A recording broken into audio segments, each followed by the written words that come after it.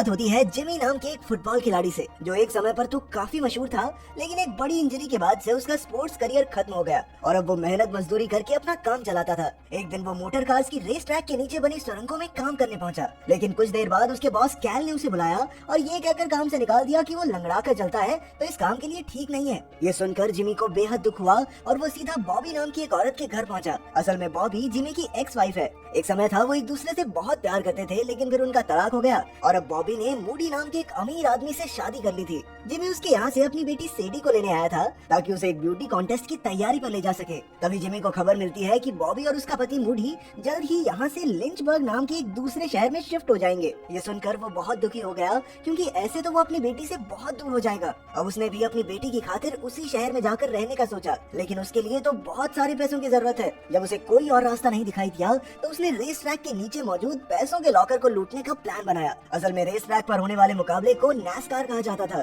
जिसे देश भर से लोग देखने आते थे। वहाँ एक अनोखा ट्यूब सिस्टम था जिसके जरिए रेस ट्रैक के स्टॉल से पैसे सीधा लॉकर में भेजे जाते थे। जिमी जानता था कि वो इस काम को अकेला तो अंजाम नहीं दे सकता, इसीलिए वो अपने भाई क्लाइड के बार में पहुंचा। क्लाइड पहले फौज में था, जिसने लड़ाई के दौरान अपनी एक बाजू खो दी थी और अब वो रिटायर होकर एक बार चलाता था। फिर जब जिमी और क्लाइड बात कर रहे थे तो वहाँ मैक्स नाम का एक आदमी आया, जो नैस्कार में एक टीम का मालिक था। उसके साथ उसके दो दोस्त भी थे और उन तीनों ने मिलकर क्लाइड की नकली बाजू का मजाक उड़ाना शुरू कर दिया। ये देखकर जिमी गुस्से से भर गया और तुरंत उन्हें बुरी तरह पीटने लगा। तभी क्लाइड ने एक शराब की बोतल उठाई और बाहर जाकर मैक्स की गाड़ी में आग लगा दी। ये देखकर मैक्स और उसके दोस्त तुरंत भागकर बाहर आए और इस घटना की वीडियो बनाने लगे, लेकिन जिमी ने तभी उनका फोन छीनकर आग में फेंक दिया। इसके बाद वो पीछे मुड़ा और अपने भाई क्लाइड से कहा, कॉलीफ्लावर। कॉलीफ्लावर असल में एक खुफिया शब्द था, जिससे जिमी एक ही सेकंड में क्लाइड को ये समझाना चाहता था कि वो कुछ ऐसा करने की फिराक में है जिसमें उसे क्लाइड की मदद चाहिए। जवानी के दिनों में भी वो इसी कोड की मदद से छोटी मोटी चोरियां किया करते थे। फिर अगली सुबह क्लाइड ने जिमी से पूछा कि आखिर क्या माजरा है।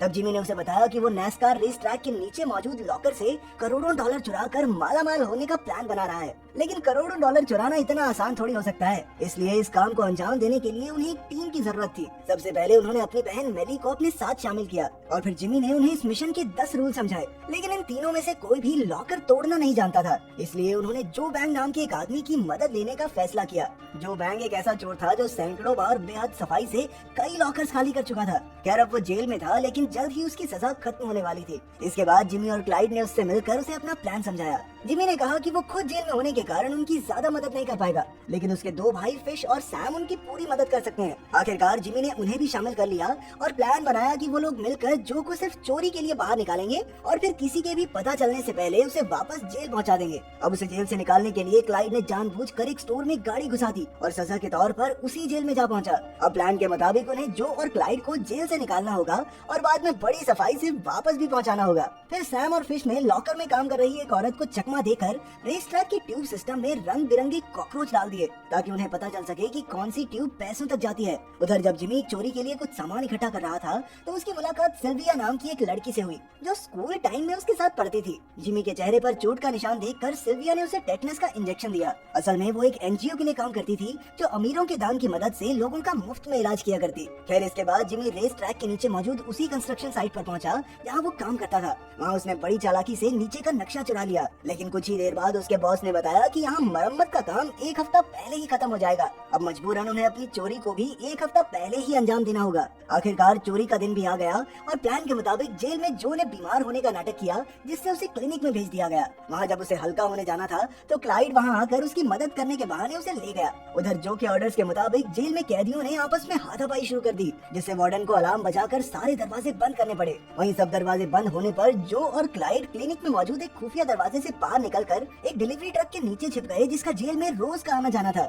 इसके बाद जैसे ही वो ट्रक एक पेट्रोल पंप पर रुका तो मेली तुरंत उसे वहाँ से भगाकर सीधा नेस्कार पर ले आई। वहीं फिश और सैम ने रेस ट्रैक के जनरेटर में धमाका कर दिया, जिससे सारी कार्ड मशीन्स खराब हो गई और अब सारी स्टॉल्स पर सिर्फ कैश चल रहा था। फिर वैसा ही हुआ जैसा जिमी चाहता था और बहुत तेजी से सारे पैसे लॉकर की तरफ भेजे जाने लगे। अब उनका काम था लॉकर में धमाका करना, जिससे वो पैसे निकाल सकें, और इसके लिए जो ने बच्चों की टॉफीज में ब्लीच और नमक मिलाकर बॉम्ब बनाया था। वो इसे पाइप के जरिए लॉकर तक पहुंचाकर धमाका करना चाहता था, लेकिन जिमी और क्लाइड तो बेचारे समझ ही नहीं पा रहे थे कि आखिर टॉफी से बॉम्ब कैसे बन सकता है। इसके बाद जो ने सारा काम रोककर सबसे पहले उन्हें केमिकल फॉर्मूले समझाए जिनसे टॉफी में धमाका किया जा सकता है। आखिरकार उसने डब्बा पाइप में डाल दिया, लेकिन वो लॉकर तक पहुंचकर फटा ही नहीं। बल्कि वो तो तेजी से वापस आकर सीधा क्लाइड की छाती पर आ गिरा। असल में जो ने उसका ढक्कन काफी जोर से बंद कर दिया था, इसी चक्कर में धमाका नहीं हुआ। अब उसने ढक्कन को थोड़ा ढीला किया और फिर वापस पाइप में डाल दिया। जैसे ही वो ट्यूब के आखिर में पहुंचा तो एक जोरदार धमाका हुआ और पाइप का ढक्कन टूट गया। इसके बाद उन्होंने पाइप की शुरुआत में एक बहुत बड़ा वैक्यूम पंप लगा दिया,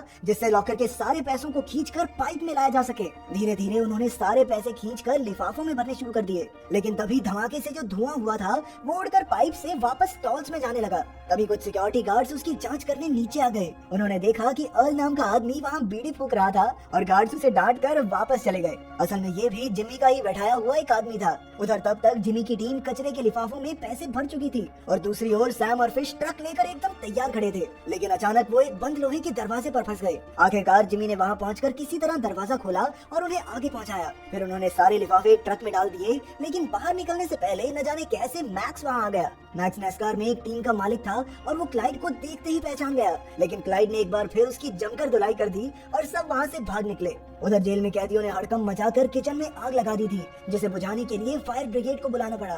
तभी क्लाइड और जो भी फायर फाइटर्स के भेस में चुपके से जेल में वापस घुस गए और किसी के भी देखने से पहले अपनी जगह पर जा पहुंचे। इसके बाद रात को जिमी की बेटी सेडी का ब्यूटी कॉन्टेस्ट था, जिसमें वो रियाना का एक गाना गाने वाली थी। जैसे ही वो स्टेज पर पहुंची, उसने चारों ओर नजर दौड़ाकर अपने पिता को ढूंढा, लेकिन जिमी वहाँ मौजूद नहीं था। अगले ही सेकंड उसने सही समय पर एंट्री मारकर अपनी बेटी को खुश कर दिया। वो इतनी खुश थी कि उसने गाना बदल कर अपने पिता का मनपसंद गाना गाया। आखिरकार सब उसके दीवाने हो गए और वो कॉन्टेस्ट भी जीत गई। फिर शो के बाद जिमी चोरी वाला ट्रक लेकर एक पेट्रोल पंप पर पहुंचा और फिर उसने पुलिस को फोन करके खुद ही चोरी की खबर कर दी। इसके बाद चोरी का पैसा एक बार फिर रेस ट्रैक के लॉकर में पहुंच गया। अब अगर पैसा वापस देना था तो चोरी क्यों की? अब एफबीआई इस पूरे मामले की जांच करने पहुंची, लेकिन उनके हाथ कोई सबूत नहीं लगा। क्योंकि रेस ट्रैक का ज्यादातर पैसा वापस आ गया था, इसलिए उन्हें अपनी छानबीन बंद करनी पड़ी। लेकिन सारा नाम की एफबीआई एजेंट को मैक्स ने बताया कि उसने उस दिन क्लाइड को रेस ट्रैक के नीचे देखा था, लेकिन सारा के पास क्लाइड, जिमी और जो के खिलाफ कोई सबूत नहीं था। तो क्या जिमी ने सारा पैसा वापस कर दिया था? असल में ये सब पहले ही जिमी के प्लान में शामिल था। असल में जो ट्रक पुलिस को मिला उसमें चोरी का बहुत मामूली सा हिस्सा था। जब जो और उसके भाई लोहे के दरवाजे पर फंसे हुए थे, तो पीछे से जिमी और क्लाइड ने अलग से ढेरों लिफाफे पहले ही कचरे के डब्बों में डाल दिए थे। वो लोहे का दरवाजा भी जिमी ने ही मैग्नेट से बंद किया था। जैसे ही वो वहाँ पहुंचा तो उसने मैग्नेट हटाकर आसानी से दरवाजा खोल दिया और उन्हें जाने दिया। उधर मेली ने भी वहाँ आकर काफी लिफाफे निकाल लिए थे। इसके बाद उन्होंने सारे लिफाफों में ट्रैकर्स डाल दिए ताकि वो बाद में उन्हें ढूंढ सके। आखिरकार जब मामला शांत हुआ तो उन्होंने ट्रैकर्स के जरिए कूड़ों के ढेर में जाकर अपने पैसों के लिफाफे ढूंढ निकाले। उन्होंने ये सब सारा पैसा अपने पास रखने के लिए नहीं, बल्कि इसलिए किया क्योंकि उन्हें डर था कि सैम और फिश कहीं अपना मुंह न खोल दें। आखिरकार कई मुश्किलों के बाद भी उनका प्लान कामयाब रहा। जिमी ने सारा पैसा बराबर हिस्सों में बांट दिया। फिर जब जो जेल से सजा काट कर लौटा तो उसे अपने गार्डन में पैसों से भरे कई कचरे के लिफाफे दबे हुए मिले। सिल्विया को भी अपनी एनजीओ के लिए ढेर सारा पैसा मिला, लेकिन वो समझ गई थी कि जरूर ये जिमी की तरफ से है। उधर जिस कैदी ने जेल में लड़ाई शुरू की थी उसे भी लिफाफे भर के पैसे मिले। वहीं लॉकर में काम करने वाली औरत को भी केक का डब्बा भर के पैसे पहुंचाए गए। आखिरकार जिमी उसी नए शहर में काम करने लगा जहां उसकी पत्नी सेडी को ले गई थी। जिमी और सिल्विया का आपस में टांका भिड़ चुका था, तो वो दोनों भी अब शादी करके साथ रहने लगे।